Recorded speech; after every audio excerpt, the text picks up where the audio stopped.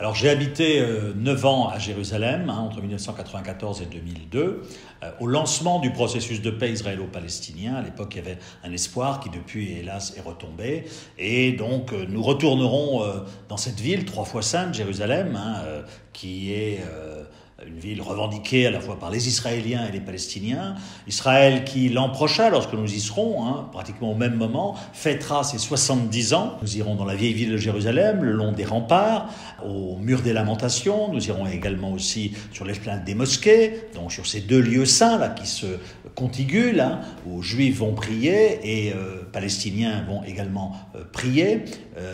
Nous irons également à Bethléem, dans le berceau de la chrétienté. Nous irons également à Ramallah, qui est le fief de l'autorité palestinienne. Et puis, en arrivant, nous irons à Tel Aviv, qui est la capitale économique de Jérusalem, le long de la Méditerranée, qui est une ville extrêmement dynamique.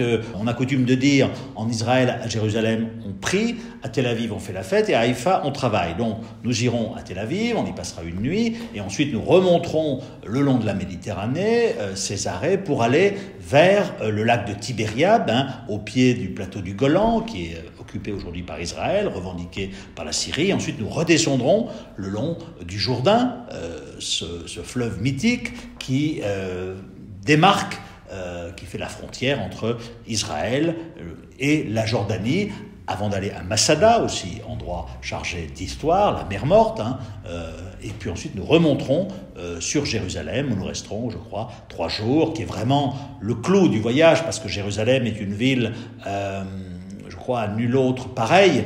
Et il y a on ressent le poids de l'histoire quand on se promène le long de la vieille ville, le long de ses pierres, lorsqu'on est sur le mont des Oliviers, sur cette hauteur qui domine Jérusalem, où on voit cette image impressionnante du dôme doré avec les remparts de la vieille ville. Là, on a vraiment l'impression d'être dans un lieu où l'histoire s'est faite. J'aborderai évidemment des sujets de géopolitique, puisque, hélas, ce processus de paix israélo-palestinien, maintenant a été gelé depuis de nombreuses années maintenant. Il n'y a pas plus de négociations, il y a des périodes de tension assez peu fréquentes maintenant. Et on recevra aussi des Israéliens à Tel Aviv, on recevra des Palestiniens à Jérusalem, les pères de l'école biblique, qui sont là-bas depuis de très très longtemps et qui ont vraiment, sont des mémoires vivantes qui vous racontent Jérusalem depuis une 50aine d'années